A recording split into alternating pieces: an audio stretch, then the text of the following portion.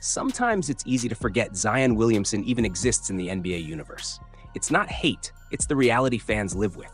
He disappears for stretches, injuries pile up, rumors fly, and the excitement fades behind the what-if cloud that has followed him since the day he was drafted. But then, a night like this one happens. Spurs versus Pelicans, Zion versus Wembanyama, two generational forces clashing, and suddenly the entire basketball world snaps awake like, oh right, this is must-watch basketball. And last night, it wasn't just must-watch. It was appointment viewing. A blockbuster movie disguised as a regular season game. Right from tip-off, the intensity was ridiculous. The energy felt different. It wasn't just about the standings, or early season momentum, or even the win. It was about two titans entering the same battlefield and refusing to back down. And the highlight that sent everyone into shock? Zion dunked on Wemby. Yeah, that happened. Nobody dunks on Wembanyama. It's not even supposed to be physically possible. His wingspan covers every angle. His timing is unfair. His presence alone erases shots before players even think about shooting them. But Zion, that powerhouse of athleticism and brute force, found a gap, exploded, and threw one down over the alien himself. NBA fans collectively dropped their popcorn. But Wemby? He took that moment personally. After that dunk, he basically turned into a glitch in the Matrix. He blocked everything. Layups, floaters, dunks, dreams, all denied. Every Pelican at the rim found 7'4" of nope waiting. He finished with 27 points and 9 blocks. 9 blocks. And everybody knows it was actually 10. Even Pelicans fans admitted the scorekeepers robbed him. If he didn't foul out in overtime, he would have walked away with a historic triple-double with blocks. A legit Defensive Player of the Year resume bullet point in the first part of the season.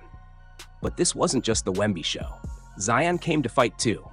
This was the best version of Zion, the version that terrifies defenses, the version that looks like a runaway train when he turns the corner, the version that made NBA scouts drool and fans believe he could change the league. He powered through contact, finished at the rim, and delivered clutch buckets when the game tightened late. It was a reminder we desperately needed. Zion healthy equals box office basketball.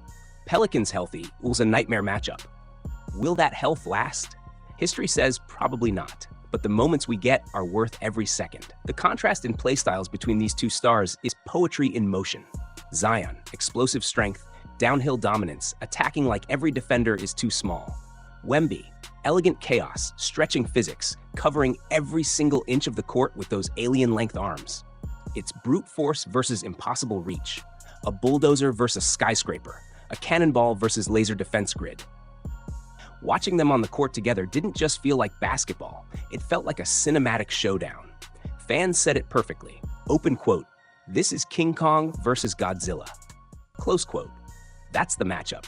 Two mythical beings testing each other, both evolving in real time, both pushing each other to new limits. You could feel their rivalry forming, and it's the kind of rivalry that could define an era. Overtime came, the tension built, and in the end, the Spurs escaped with the win, barely. But victory wasn't the biggest takeaway. The biggest takeaway was this feeling we all had sitting there after the buzzer. Open quote, "Can we have this matchup every week, please?" Close quote. Because when Wemby and Zion step on the same hardwood, it's not just Spurs versus Pelicans. It's future versus force, alien versus beast, wonder versus power, basketball at its most extreme form. And if we're lucky, we're just seeing the beginning. Miami Heat fans are furious right now, and honestly, who can blame them? They traded a valuable first-round pick to get Terry Rozier, believing he would boost their backcourt and playoff chances. Instead, the story flipped into something nobody saw coming, a federal game-fixing and gambling scandal. Heat fans are screaming, open quote, "We should get our pick back. We never trade for a guy who's potentially manipulating games." Close quote. And that frustration makes perfect sense. If the league had any prior knowledge that Rozier might be leaving games early just to help bettors cash their unders, then Miami deserves answers. They deserve fairness. They deserve compensation. But here's the funny part. The NBA has slightly bigger fires to put out right now. The entire league is in chaos. Gambling investigations everywhere. A head coach literally arrested, players being monitored, policies tightening, and Miami is standing in line like, open quote, "Excuse me, can we talk about our protected first-round pick?" Close quote. Trust me, the Heat will get their turn. but the league is juggling an inferno at the moment. If Rozier ends up convicted or banned from the NBA, his contract likely gets voided. The Heat will probably receive some kind of compensation.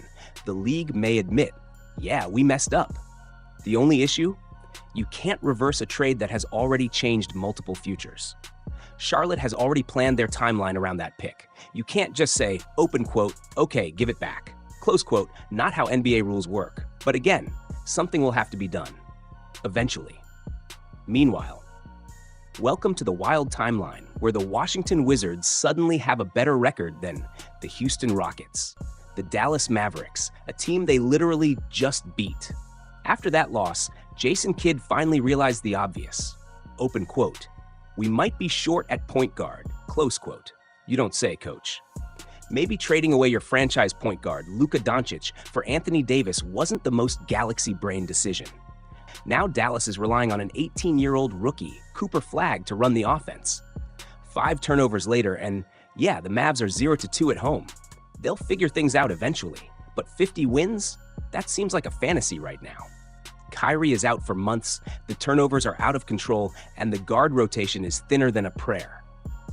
If you're keeping score, the NBA is chaos, and we're just getting started. Right now, Dallas just cannot find a way to steady the ship, even with Cooper Flagg showing signs of growth.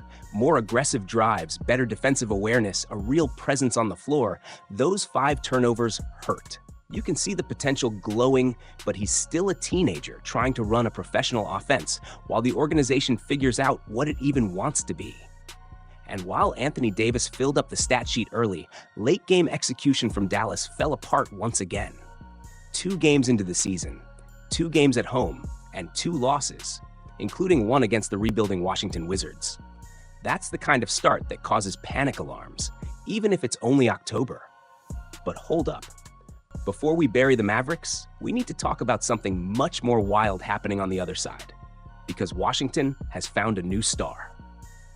Keshad George is balling out of his mind. This dude entered last season as almost an afterthought, overshadowed in every draft conversation by bigger names like Trey Johnson, Bilal Coulibaly, and even the new arrival Alex Sarr. Fans saw him as a role player, maybe a shooter off the bench. But what he's doing right now? That looks like the beginning of a franchise cornerstone story. I saw it with my own eyes during Summer League. He played like someone who wasn't afraid of anyone. His rhythm, his confidence, his shot creation, it was all there. But nobody expected a jump this fast. Now, he's the guy.